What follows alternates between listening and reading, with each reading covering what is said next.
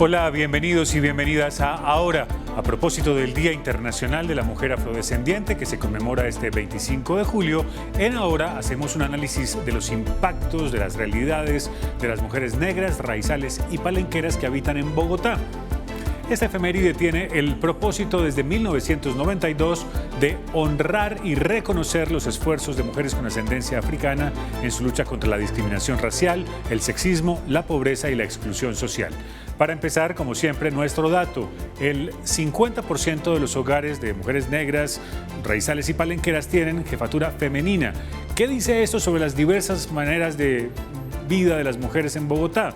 Dos abogadas expertas serán las voces que analizarán este asunto, los programas, los obstáculos de esta población y las garantías de acceso a sus derechos.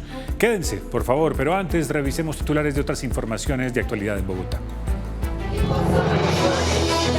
300 niños de la localidad de Kennedy se ven afectados por el retraso de obra en colegios de San José, CDB.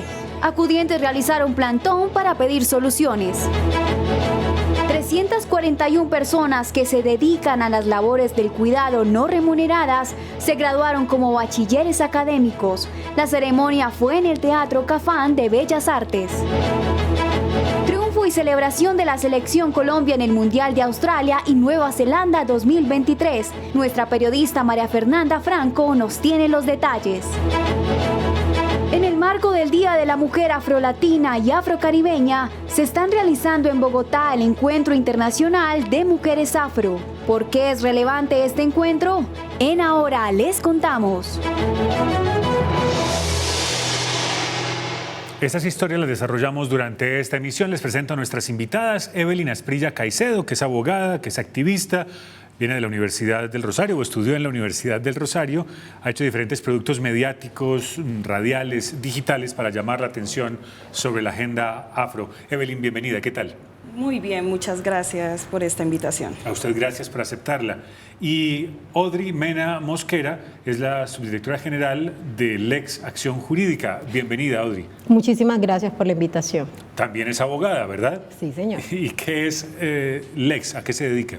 Y LEX es una organización de abogadas afrodescendientes, en donde básicamente es una iniciativa colectiva en la que propendemos por los derechos de las comunidades afrodescendientes en Colombia.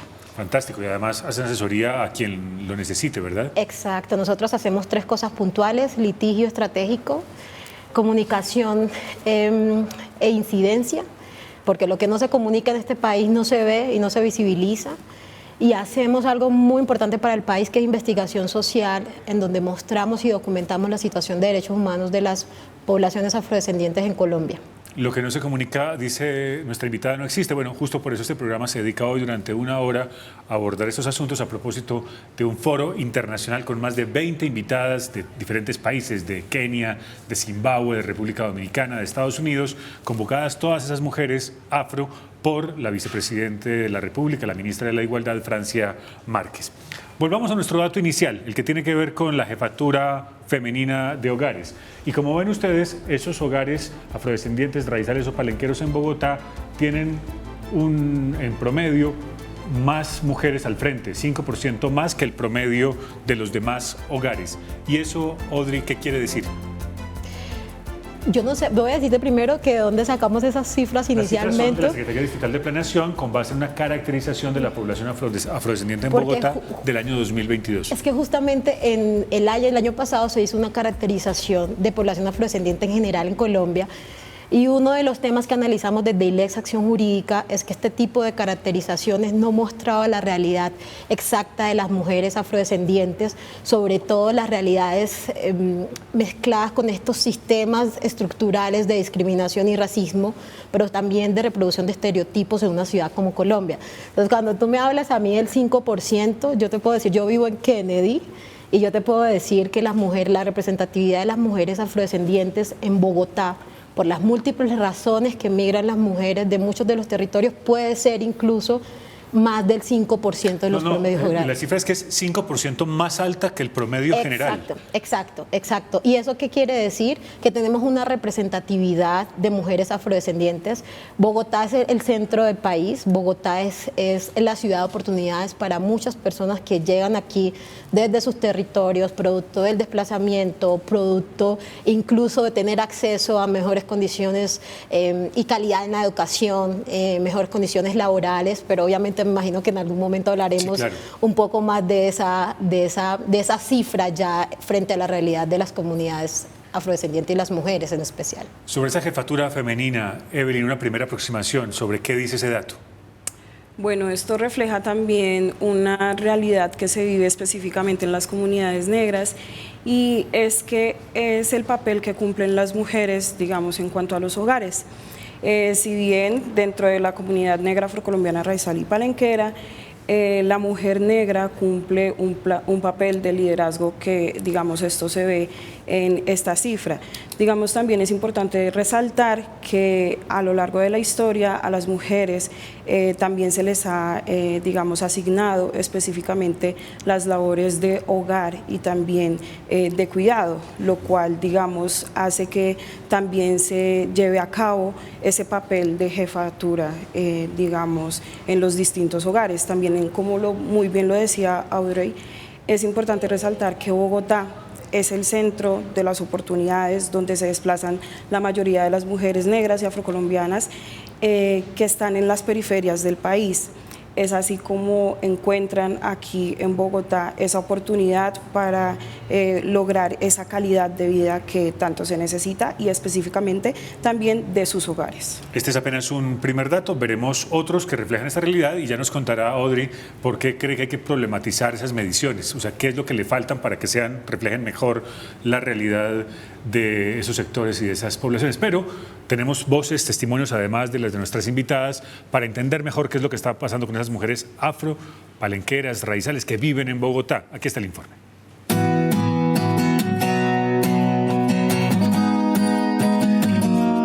Yo como mujer negra he sufrido acá demasiadas cosas, ¿no? Demasiadas cerradas de puertas en tu cara, ¿no? Cuando se trata, no sé, de espacios públicos, de espacios de compra, de espacios, no sé, de atender a algo, hasta ir a una entrevista, a veces se complica porque sientes esa presión de que si haces algo erróneo, pues te van a mirar feo, te van a mirar rayado. Somos mujeres que el patriarcado nos ha limitado a ser nosotras mismas. Entonces, como esas desigualdades hasta a la servida de un plato de comida, como en lo social y en lo político. Empecé con muchos tropiezos en mi vida, porque pues venía con una cultura que era de respeto hacia los demás, que todos éramos como una hermandad en nuestros territorios, pues que nos cuidábamos el uno al otro. Nunca había sufrido de racismo, creo que no conocía esa palabra racismo, esa discriminación, y llegar acá y lo primero que encontrar el racismo, subirse a un bus y que oye negra, nadie me llamaba negra, todo el mundo me llamaba por mi nombre. Las mismas instituciones son también generadoras de discriminación, y ahí es donde hablan de toda esa discriminación institucional que a nosotros nos afecta mucho. Para mí la discriminación racial es un crimen, y es un crimen de lesa humanidad. Muchas personas llegan de muchas ciudades del Pacífico, del Caribe, son negras, vienen con ciertas tradiciones, ciertas culturas, ciertas costumbres, y uno llega aquí y a veces uno se pierde. ¿Por qué? Porque digamos una comida tradicional, muchas cosas no las encuentras, o cuando las encuentras ellos los tienen con otro nombre, y entonces como una pelea de, es que se dice así porque es tal cosa, ¿no? Pues que para que prendas, pues si viene otra persona, se dice así, porque lo decimos así, lo usamos para tal cosa. Sí, lo que tú digas, a veces no se expanden. La Cátedra de Estudios Afro tiene que todo el mundo, todos los profesores, independientemente de su etnia y de su mestizaje y de su ser como humano, debe de aprender todo el tema de la Cátedra de Estudios Afro para poder minimizar el crimen de la discriminación racial. Yo me sueño con un país un poco más igualitario o más igualitario, donde no haya tantas diferencias, donde la información de uno no se pierda, porque es que muchas veces se pierde, donde la cultura sea muchísimo más expandida, donde no sientas esa diferencia de que esta persona viene de tal parte, entonces hay que desparcharla, por decírtelo así, porque no va a encajar. O sea, un lugar donde tú sepas que vas a encajar y donde la gente sepa de dónde provienes, actuamos así de tal manera. Yo como mujer afro, ¿qué me sueño? Volver a mi territorio y aportarle a mi territorio. Y que realmente esos territorios de comunidades negras se acabe la violencia. Porque creo que nosotros tenemos en nuestros territorios demasiadas riquezas que podemos aportarle al país. Yo quiero mucho esta localidad y quiero la ciudad de Bogotá por todo lo que me ha dado, por todo lo que me ha permitido hacer y ser. Para mí Bogotá y la localidad de Bosa es unos territorios muy especiales en mi vida, pero también quiero más adelante regresar al territorio.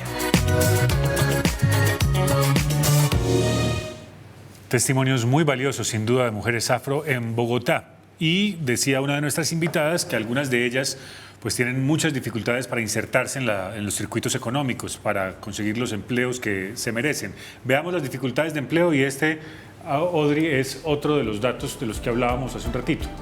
En 2017 hablábamos de hogares con jefatura femenina en un 34.4%, eso subió, como veíamos hace un ratito, a 50.9%. Pero aprovechemos de una vez para ver el siguiente gráfico. Y el siguiente gráfico tiene que ver con una tasa de desempleo mayor en las mujeres negras, raizales o palenqueras, mayor desempleo que el promedio general de Bogotá. En las mujeres afro es de 13.7%, en el promedio general es de 11.1%. ¿Cuáles son puntualmente, Audrey, esas dificultades de inserción que han encontrado ustedes? Inserción laboral, quiero decir. Ok, digamos que empezamos con una pregunta y fue por qué las mujeres tienen, digamos, esta cifra de jefatura, ¿sí? Generalmente la representatividad de las mujeres en las ciudades está vinculada con el rol de madres cabezas de familias o madres cuidadoras. Y eso en principio de alguna manera se tiene presente o se debe tener en cuenta para entender que el ser esa cabeza de hogar les sienta limitaciones en algunos casos para poder tener un acceso a un empleo o educación de calidad. Por otro lado, ahorita que hablábamos un poco de mirar las realidades, la realidad de una mujer negra, afrocolombiana, raizal, palenquera en una ciudad como Bogotá tiene varias aristas y la primera que voy a mencionar tiene que ver un poco con la reproducción de estereotipos raciales y de género que en ciudades como Bogotá a las mujeres negras las instrumentaliza, las hipersexualiza, las cosifica.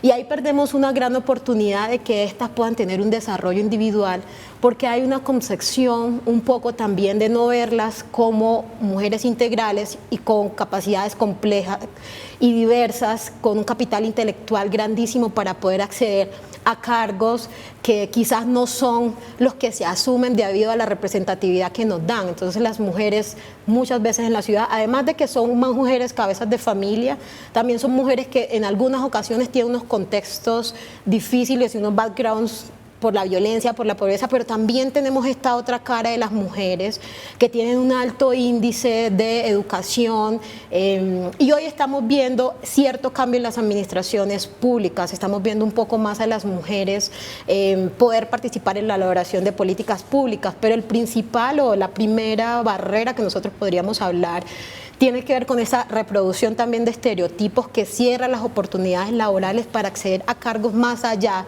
de lo que naturalmente estamos. Permítame interpelarla para preguntarle por esos estereotipos, es decir, encasillan a las mujeres afro en determinados roles que impiden que desempeñen otro tipo de tareas, sí, otro tipo de oficios, de profesiones. Sí, claro. Generalmente la concepción es que la mujer, y hace un momento Evelyn lo mencionó, está en el área de labor de cuidado, está en el área de servicios generales, o si llegas a un área laboral y profesional, generalmente siempre, y los análisis que hemos hecho de ILEX Acción Jurídica tienen que ver que siempre se quedan en este nivel profesional, ¿sí?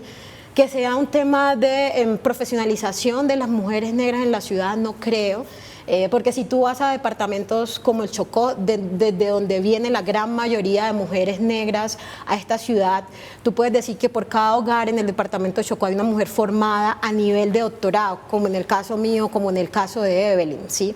Entonces aquí el tema no es formación ni capacidad, sino es acceso a esos escenarios de poder. Claro. Evelyn, justo sobre, ya nos mencionaba un poco, Audrey, un poco no, con profundidad, en qué va el asunto de los estereotipos, de ese encasillamiento que impide a veces asumir otros roles. Pero en términos de dinámicas económicas, ¿qué otra cosa puede estar pasando para que se explique ese desempleo mayor en las mujeres afro que en el promedio general? Bueno, uno de los elementos también importantes a mencionar es que en las distintas empresas, tanto privadas como públicas, los salarios también hay una desigualdad, lo que también hace que se deba a ese perfilamiento en el que no encajan específicamente las mujeres negras. Si bien cuando hacemos esa comparación de justamente la tasa de desempleo entre mujeres negras y, por ejemplo, mujeres blancas, la diferencia es abismal, aunque ambas pertenecemos, digamos, a un grupo que ha sido excluido por distintas categorías. En el caso de las mujeres negras, contamos con varias categorías de exclusión, como es la raza, la clase y el género. Cuando todas estas categorías se interseccionan, que es lo que habla justamente la intersección, hace que estemos en condiciones de desventaja y no tengamos acceso a lo que es, por ejemplo, el empleo. También uno de los elementos que muy bien mencionaba Audrey es la falta de acceso a la educación. Si bien las mujeres negras poco tenemos acceso a la educación superior, lo que limita también el acceso a empleos en los que, digamos, tengamos ese rol de liderazgo y también que se aumente nuestros salarios.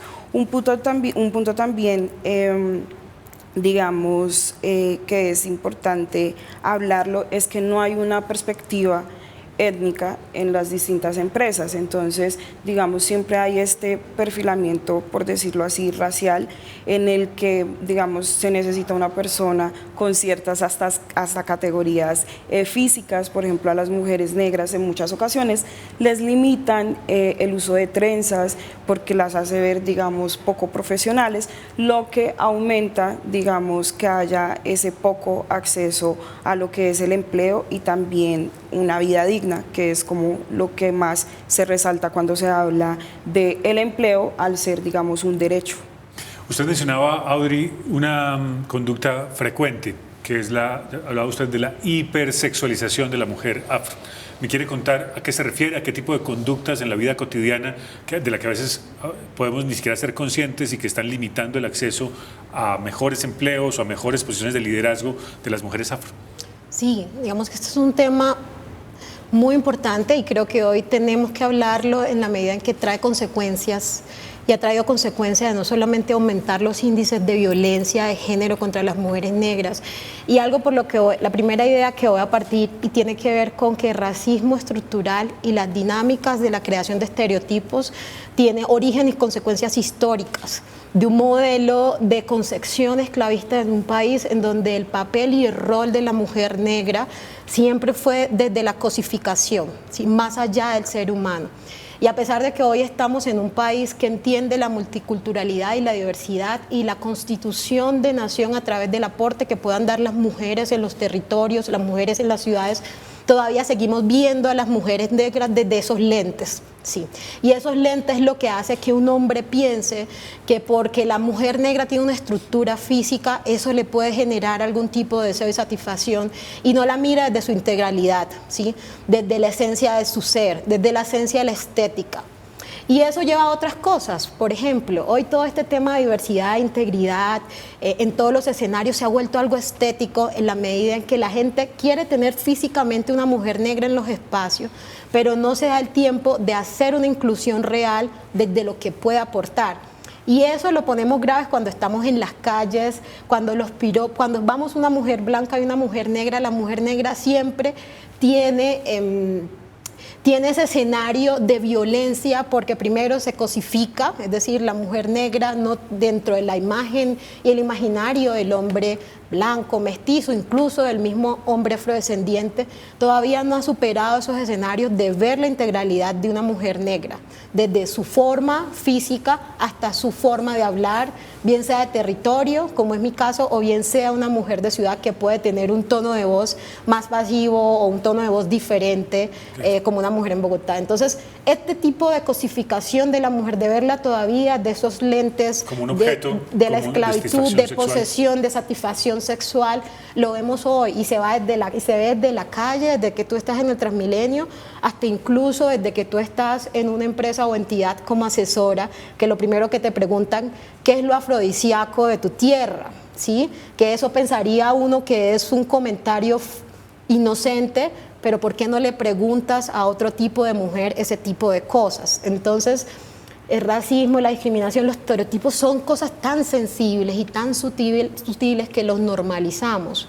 Y sobre eso, justamente para seguir al hilo de lo que decía Audrey, Evelyn, ¿cómo combatir esas conductas, esa hipersexualización de la mujer afro? Bueno, digamos, hablando en ámbitos generales, tanto en lo laboral y en la vida cotidiana. Pónganos tarea, porque creo que lo que la audiencia y todos nosotros tenemos que es ver ese tipo de conductas que a veces decía Audrey, podrían parecer naturales o ingenuas o inocentes, pero que expresan unos racismos. Yo creo que el primer elemento es la educación. Digamos, la Cátedra de Estudios Afrocolombianos es necesaria en todos los escenarios, específicamente desde las escuelas. Desde las escuelas empiezan a formar estos pensamientos y estas actuaciones racistas. Entonces, el primer elemento es combatirlo desde las escuelas. ¿Pero esa cátedra ya está en funcionamiento o está todavía rezagada su implementación? Se está implementando, pero no en su totalidad de todas las escuelas, digamos específicamente aquí en Bogotá. Por ejemplo, yo nací en Bogotá y nunca tuve la oportunidad de tener una profesora afro, aunque mi mamá, por ejemplo, es docente, pero ahí se ve la importancia de que haya esa educación desde los colegios. También, digamos, hablando ya en otros escenarios, la falta de políticas públicas que benefician a las mujeres negras es un escenario del cual poco se habla y que es muy necesario. Por ejemplo, para combatir todas estas violencias que se convierten luego en acoso sexual o laboral, es importante que en todas las instituciones, en todas las entidades, hayan protocolos para abordar, digamos, todos estos tipos de violencia.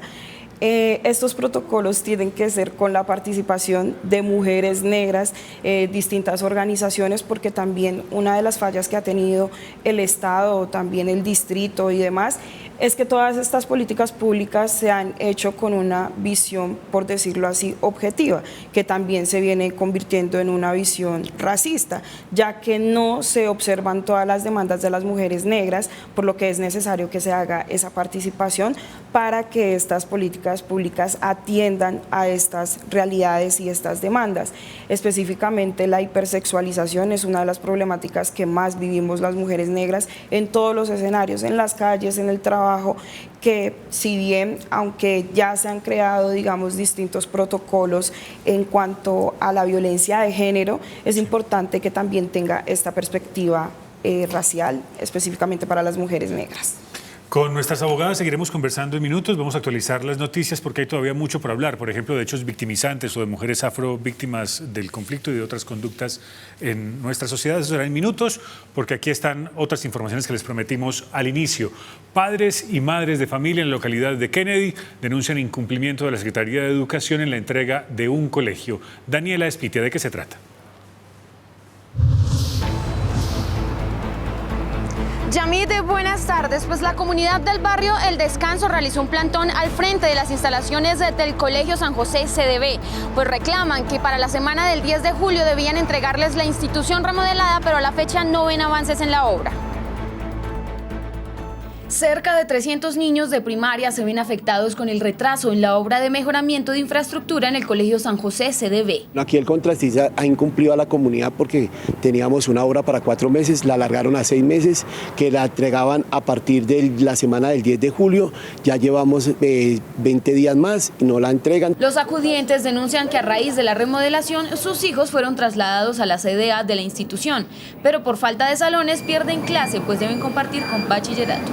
Los niños están estudiando intercalados o en alternancia, como se dice normalmente, Por ejemplo, un día van los niños de la mañana, otro día van los niños de la tarde, pero por ejemplo esta semana no hemos ido ni lunes, ni martes, ni miércoles. Realizaron un derecho de petición porque aseguran que los niños regresarían a clase en su sede luego de las vacaciones de mitad de año, pero dicen que no ven obreros trabajando. Empezaron, no sé, alrededor de unos 10, 12 trabajadores incluso contamos. Si yo vivo aquí enfrente, tengo visibilidad VIP, pero eso fue como desvaneciéndose, como que después ya iban solamente 2, ya iban 3, y hubieron 2 días, alrededor de unos 4 días que no trabajó absolutamente nadie. También reclaman que no están recibiendo el plan de alimentación escolar y que no hay atención de las directivas. Me vi afectada porque tuve que retirarme de mi trabajo, ya que los niños estudian un día sí, un día no.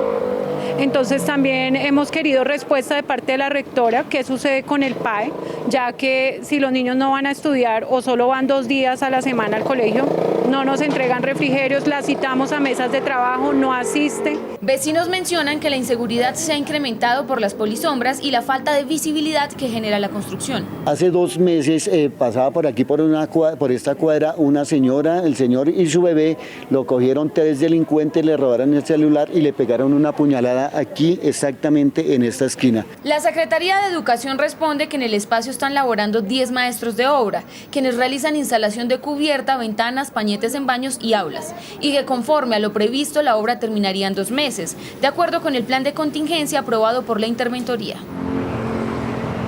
Hoy también se conoció el caso de una menor de 12 años que quedó en embarazo luego de haber sido víctima de un presunto abuso sexual por parte de sus compañeros en un colegio del distrito en la localidad Los Mártires. Según el testimonio de su familia, la menor accedió a la interrupción del embarazo. Consultamos a la Secretaría de Educación y comentan que no conocían el caso y que no está reportado en el sistema de alertas. Un equipo de funcionarios de esta entidad visitó el colegio para indagar sobre la situación y activar las rutas y protocolos pertinentes. Gracias, Daniela. Durante el Día Internacional del Autocuidado, más de 300 mujeres cumplieron el sueño de graduarse. Melissa, ¿cómo fue esa ceremonia y quiénes les acompañaron?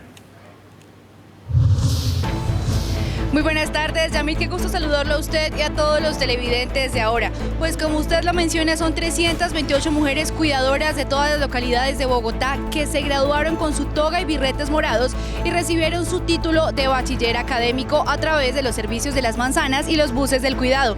Pero también 13 hombres cuidadores recibieron su título de bachilleres académicos.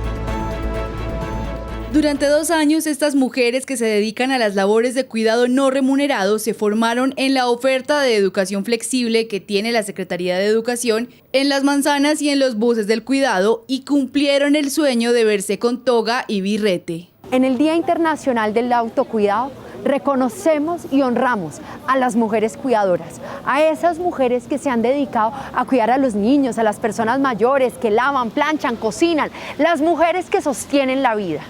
Bogotá ha decidido darles tiempo a ellas.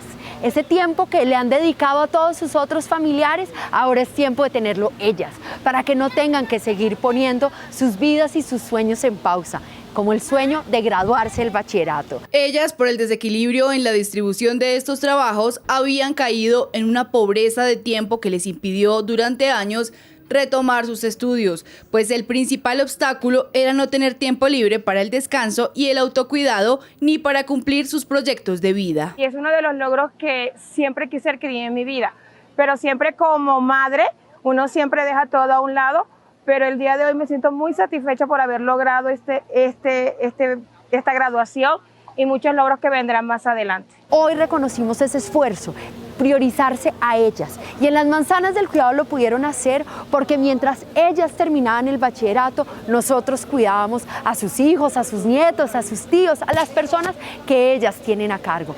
En Bogotá hay 1,2 millones de mujeres que se dedican de manera exclusiva a hacer trabajos de cuidado no remunerado y según las cifras de la Secretaría de la Mujer, el 33% de ellas no tiene tiempo libre para descansar, estudiar, ir a una cita médica o tener un trabajo remunerado. Por eso pueden aprovechar para formarse académicamente mientras en simultáneo en las manzanas cuidan a sus familiares.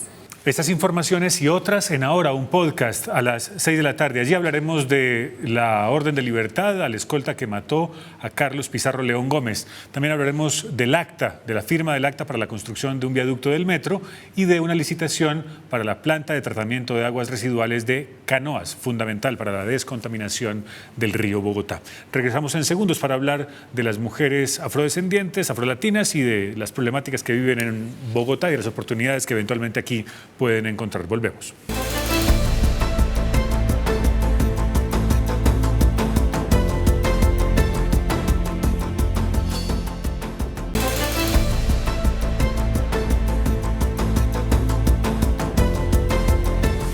Estamos hablando de poblaciones negras, afrodescendientes, raizales y palenqueras, pero particularmente de las mujeres afro y de las mujeres afrolatinas, porque hay una efeméride sobre ellas y que nos permite visibilizar, enfocar sus asuntos, sus problemáticas. Alguno de ellos tiene que ver, por ejemplo, con nuestro siguiente gráfico, con hechos victimizantes. Veamos los datos. Estos son análisis de este programa de Ahora, con base en el Registro Único de Víctimas a junio de 2023. Los hechos por los que han sido victimizadas las mujeres de estos sectores: desplazamiento, 75%, es decir, 3 de cada 4. Amenazas, 13%, homicidios, 3%, delitos sexuales, 3%, los que se cuentan, porque no todos se cuentan, actos terroristas, 1%, desaparición forzada, 1% y pérdida de bienes, 1%. Las cifras con las que usted tiene, abogada Audrey, algunas reservas. ¿Por qué? Sí, yo siento que las cifras son importantes para muchas cosas. Tener estadística en este país te permite a ti tomar decisiones en materia de políticas públicas, pero también conocer las necesidades de la población a la que tú vas a atender. Entonces, cuando nosotros tenemos cifras estadísticas que te hablan desde la generalidad, iniciábamos hablando de cuál era el porcentaje en la jefatura de las mujeres en una ciudad como Bogotá. El problema no es la cifra, porque la cifra es un indicador de análisis. El problema es qué hay detrás de las cifras y cómo eso le revela a un tomador de decisiones qué es lo que tiene que hacer. Cuando se habla de una cifra que hay una jefatura de mujeres, pero no te dice si esa mujer tiene un título profesional, si esa mujer es víctima del conflicto, si esa mujer efectivamente es madre, cabeza de familia. Tú como funcionario público con ese dato no vas a poder hacer más allá que tener una cifra estadística. Tú no vas a tener una herramienta de análisis que te permita establecer cuál es la necesidad de una mujer negra de una ciudad que no tiene un título académico. Cómo tú haces programas, políticas para mejorar el acceso a la educación y a la vida de estos núcleos familiares si no conoces la caracterización que hay detrás de esa jefa de hogar. Claro. Entonces no es que hay un problema con la cifra en sí, porque las cifras ayudan, es cómo hacemos que esa cifra sea conforme a la realidad y a las necesidades de las personas. No sea esa la única pregunta, sino que hay que hacer otras preguntas adicionales para poder ver mejor esa realidad, hacer mejor el diagnóstico. Y yo sospecho que a eso se refería Evelyn cuando hablaba de políticas públicas objetivas, de tener mejores diagnósticos para hacer políticas mejor enfocadas. Sí, justamente esa caracterización es necesaria para saber las necesidades y las demandas de las mujeres negras, porque, digamos, uno de los errores que comete el Estado, como lo mencionaba, es que se basa, digamos, en las realidades de, por ejemplo, las mujeres blancas, y no son iguales a las necesidades de las mujeres negras. Por eso siempre es importante hacer esa caracterización y también que las políticas públicas tengan ese elemento, por decirlo así, subjetivo, para que haya esa investigación, esa medición específica de la población que necesita la política pública. Veamos en pantalla completa de nuevo las cifras de hechos victimizantes, y el primero de ellos, el que tiene que ver con el desplazamiento. Y sobre esto, Audrey, quisiera que me ayudara a enfatizar tal vez datos que pueden ser subregistro, o sea, que pueden estar ocultando problemáticas, pero sobre todo ese horror del desplazamiento. 3 de cada 4 personas, de cada 4 mujeres víctimas de desplazamiento, que preferirían estar en Guapi, en Tumaco, en Buenaventura o en Quibdó. Sí, por supuesto, y es que hay una responsabilidad que tenemos todos los colombianos, y es que gran parte de las mujeres víctimas en Colombia de desplazamiento también han sufrido otras violencias en medio de estos hechos de desplazamiento. Las mujeres negras fueron por mucho tiempo el botín de la guerra, el botín de los grupos armados ilegales en los territorios.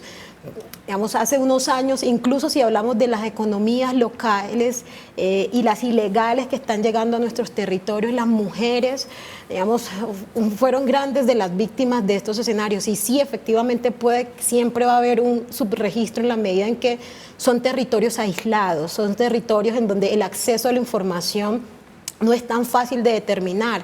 Hay lugares incluso en donde los funcionarios públicos que tienen que hacer estos registros administrativos o no llegan o lo hacen de manera subjetiva o no tratan a la mujer víctima con el trato que debe darse, pues ella prefiere no hacer la declaración por posibles retaliaciones. Hay municipios, hay lugares en Colombia en donde los funcionarios públicos son los mismos que tienen alianza en algunos casos con estos actores porque hay unos sistemas de gobernanza especiales, entonces se vuelve también una barrera y un límite para las mujeres, para los hombres, poder en este caso acceder a un registro único de víctimas, declarar su hecho de desplazamiento forzado. Entonces, no solamente estamos hablando de geografías que son dispersas, estamos hablando de una institucionalidad que muchas veces se queda corta en presencia institucional para poder hacer estos acompañamientos y unas ciudades que también, no solo Bogotá, sino Medellín, donde la institucionalidad está colapsada por la atención no solamente de mujeres o hombres desplazados de los territorios, sino por la crisis migratoria que hay en general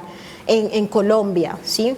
Entonces, efectivamente aquí vamos a tener un subregistro de las comunidades afro desde todas sus perspectivas, pero eso es un llamamiento también a mirar cómo no superar ciertas cosas estructurales como el desplazamiento, la amenaza, el homicidio, que sería el deber ser, sí, pero sí generar condiciones que permitan que todas las mujeres víctimas de este tipo de hechos de violencia puedan tener una oportunidad de tener otros modelos de vida en el lugar que lleguen, sea Bogotá, sea Cali, sea Medellín, que no las reciba la discriminación racial, que no las reciba los estereotipos raciales, la cosificación, las barreras económicas. Y sin contar una cosa todavía más grave, no estoy diciendo que lo que acaba de mencionar no sea grave, sino la revictimización de los grupos violentos. ¿A qué me refiero? Salen de allá huyendo de conductas criminales por parte, por ejemplo, de disidencias del ELN o del Clan del Golfo, que están todavía presentes en los territorios de la costa pacífica y algunos de la costa caribe, y vienen a Bogotá y en algunos casos, Evelyn, son revictimizadas por estructuras delincuenciales locales. Sí, no solo, digamos, por parte de estos actores que no son, por decirlo así, institucionales y no informales. También en las instituciones se vive esta figura que no me gusta tanto usar la palabra revictimización, pero digamos una de las razones por las que las mujeres en Bogotá, digamos, están en condición de desventaja es que estas categorías que mencioné al inicio, que son la raza, el género y la clase, hace que sufran más violencias que, digamos, otras mujeres. Específicamente las mujeres que son víctimas, por decirlo así, que son afectadas por el desplazamiento y se ubican en ciudades como Bogotá, sufren también otras violencias y también otras afectaciones de las que poco se hablan, que es el desarraigo, digamos, de sus territorios. Acostumbrarse a ciudades como Bogotá no es una tarea fácil, acostumbrarse a, digamos, esas dinámicas que se manejan en ciudades tan grandes como lo es Bogotá y que no se manejaban en sus territorios tampoco es fácil, y es ahí cuando está la falla, digamos, de las distintas instituciones, porque no hay ese acompañamiento y esa reparación integral, porque casi siempre cuando hablamos de reparación la gente se remite a lo que es la reparación económica, exacto, y la reparación tiene que ser integral, es decir, se deben brindar las condiciones para que haya calidad de vida, y para que haya calidad de vida no solo está el factor económico, sino también el social, el educativo, el simbólico, que son elementos fundamentales cuando hablamos de conflicto armado. Antes de pasar a nuestro siguiente gráfico, aclárame por qué no le gusta el término revictimizar, a ver si, porque esa reflexión nos puede servir a todos. Sí, pues es que yo preferiría, digamos, que se usara más, no tanto la palabra víctimas, de hecho no me gusta, incluso cuando hice la maestría en Derechos Humanos, utilizaba más que todo la palabra personas afectadas por el conflicto armado, porque cuando se les pone quizás a veces este término del lenguaje víctimas, es como pobrecitos, digamos, no tienen dignidad, que es lo que, digamos, siento yo que en muchas ocasiones ha faltado por parte del Estado. Claro. Mientras que cuando ponemos a las personas en esa condición de que es importante y que son afectadas por el conflicto armado, quizás ese cambio de lenguaje hace también que haya esas acciones que tanto se necesitan. Porque cuando hablamos de víctimas, yo siento que las personas ponen en una condición como baja a todas las personas que son afectadas. Y lo importante es reconocer, subrayar la dignidad de esas personas. Entonces, olvídese del título de esta gráfica que dice víctimas del conflicto, personas afectadas por el conflicto.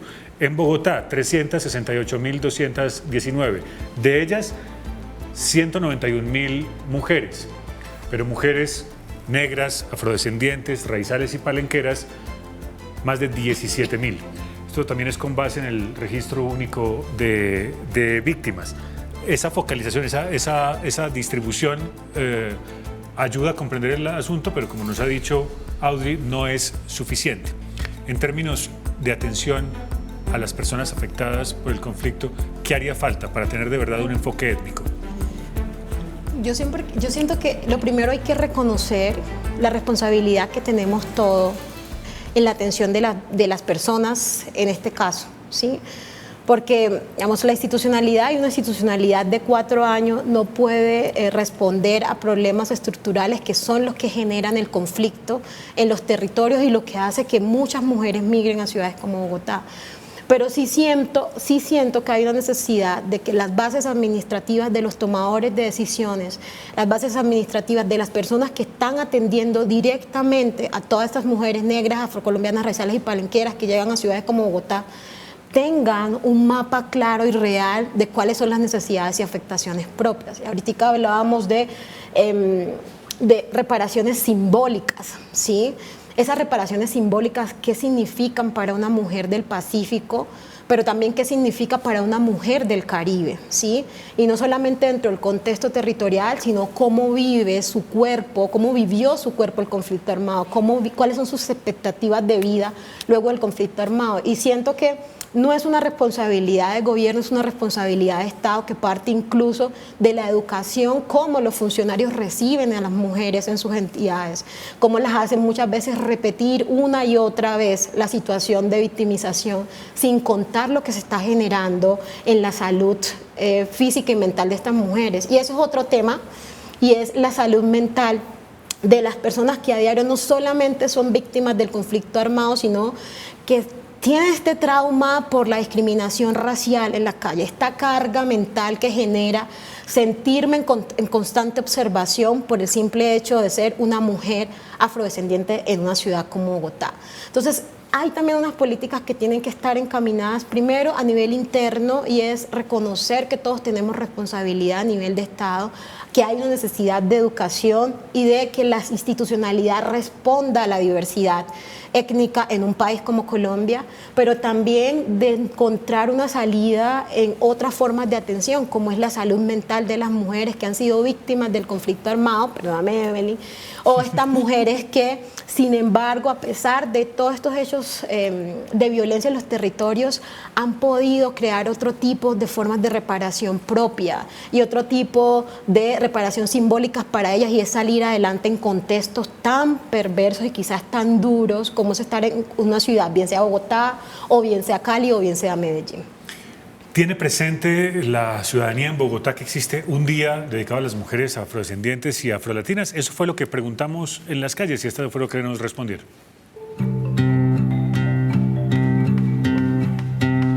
Conocía el Día de la Afrocolombianidad, pero no el Día de la Mujer Afrocolombiana como tal.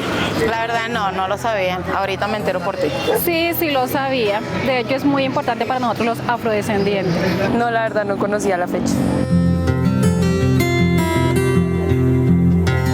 Para mí, ser una mujer afro significa pues ser independiente, será una mujer guerrera echada para adelante. Ser persona valiente, guerrera, que esta piel no se es cualquiera, es fuerte, temple, que aguanta cualquier cosa, y somos personas luchadas. y mujeres trabajadoras y guerreras. Para mí ser una mujer afro significa resistencia, amor, o sea, amor a mi color, a ser negra, porque no morena, no, porque para mí es negra. Entonces, no, maravilloso. Somos iguales todos, no es que sea algo allá que porque soy morena, somos blancas, no, es algo como una unidad de que somos iguales delante de los ojos de Dios, digamos así, Él nos hizo a su imagen y semejanza, que tenemos un color tal vez un poco distinto hasta ahí, pero nada, o sea, yo me siento igual.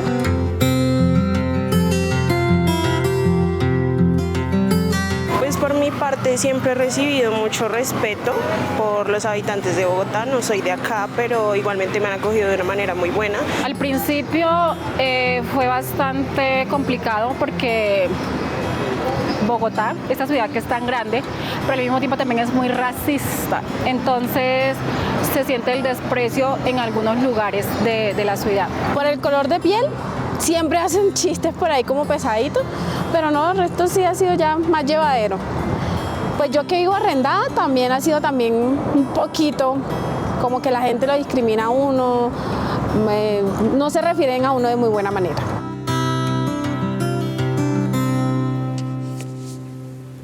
Como ven, no necesariamente estamos familiarizados con esta fecha, pero es importante reconocerla.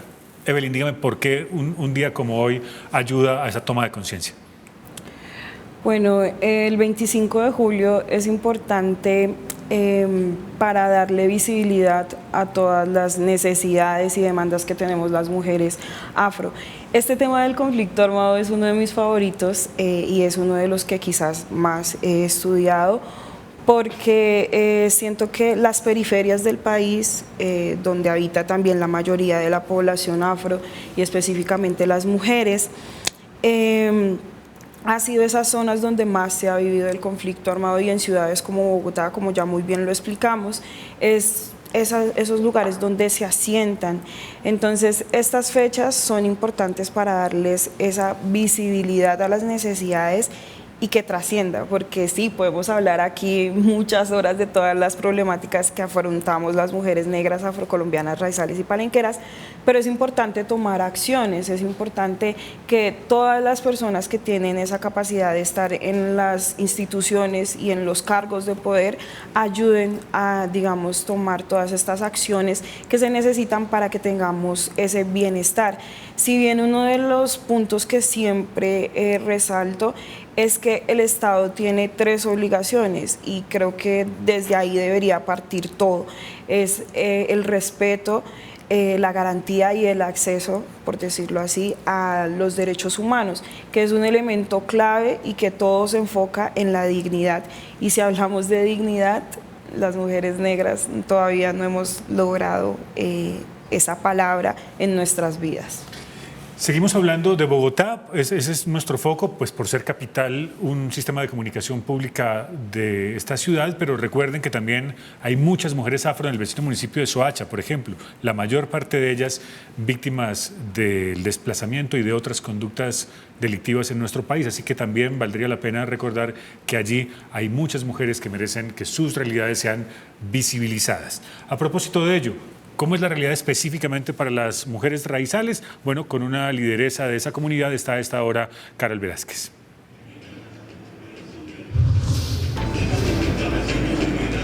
Yamit, televidentes, muy buenas tardes. Pues yo les cuento que me encuentro desde el Ágora, en donde se está realizando el Encuentro Internacional de Mujeres Afro.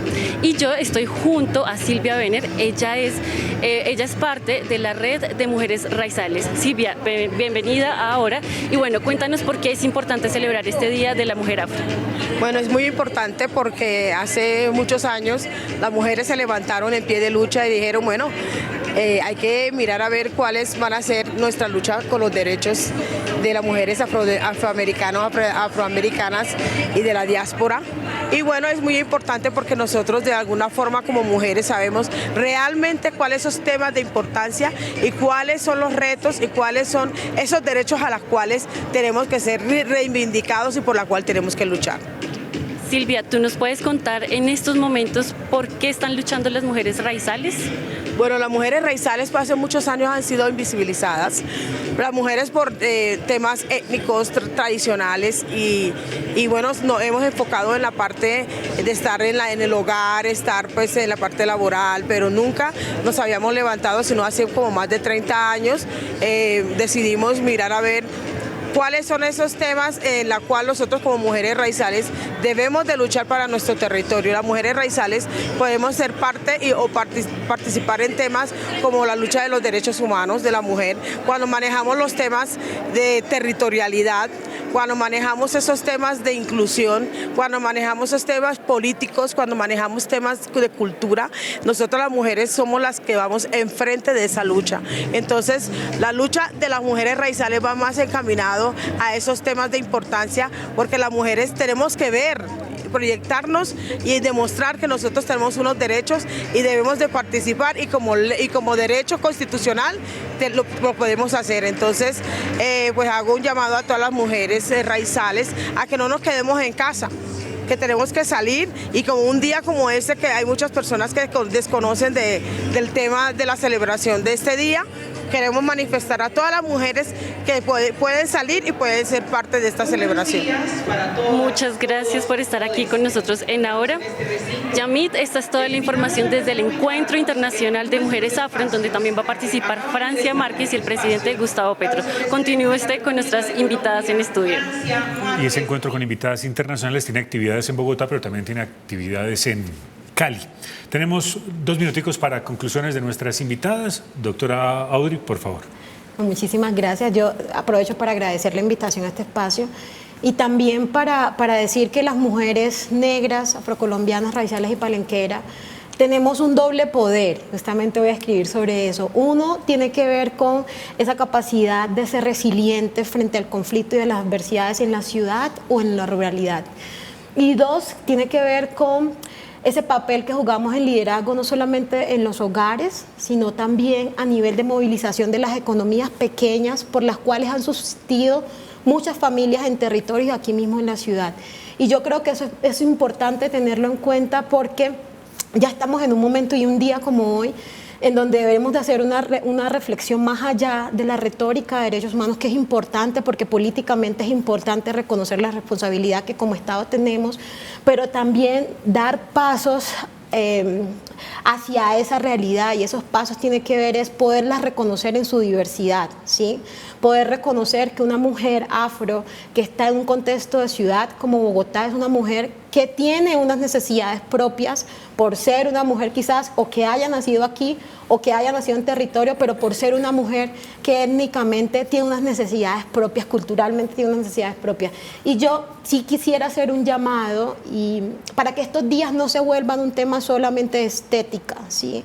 Sino que sea un día en donde los funcionarios de las alcaldías, distritos, rindan cuentas de qué es lo que se está haciendo para atender a toda esta población, para mejorar condiciones de acceso a la educación, acceso al empleo, cuáles son los programas y acciones afirmativas que se están haciendo para empoderar los emprendimientos de las mujeres en los territorios. Y una última cosa más, y de cara a cuál es el liderazgo que están ejerciendo en ciudades como Bogotá las mujeres.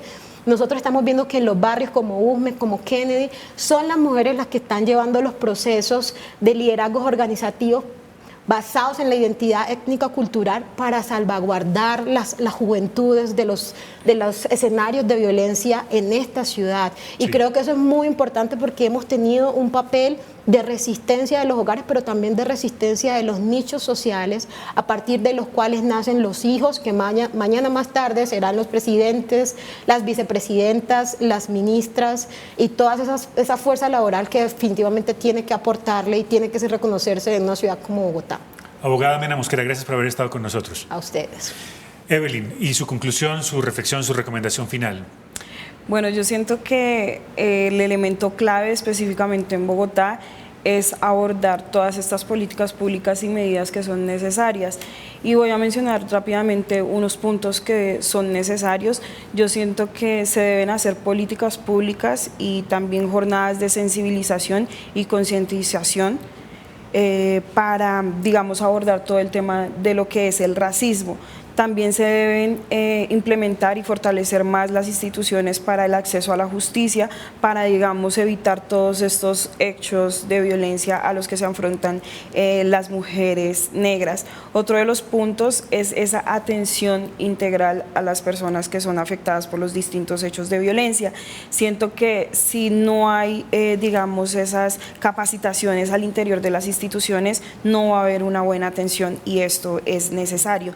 También es importante fortalecer y fomentar la participación política y el liderazgo de las mujeres negras. Como lo decía Audrey, es un elemento fundamental para, digamos, que estemos también participando en todas las acciones que se deben tomar para nuestro bienestar. Y también un elemento importante que trae dignidad sí o sí es el empoderamiento económico. Siento que se deben crear más políticas públicas específicamente para que se promueva ese empoderamiento y que todas las mujeres podamos tener calidad de vida, calidad, digamos, a nivel salarial, económico, social, que es importante en ciudades como lo es Bogotá. Evelyn Asprilla Caicedo, abogada, gracias por haber estado con nosotros. Muchas gracias por la invitación. Y por compartir con nosotros sus conocimientos y sus reflexiones. Si esta sociedad ya es suficientemente violenta y agresiva con las mujeres, lo es todavía más con las mujeres afro. Ahora imagínense cómo es la vida en la ciudad para una mujer negra, lesbiana o trans, desplazada, migrante y con discapacidad. ¿Cómo es la vida para una mujer en esas circunstancias?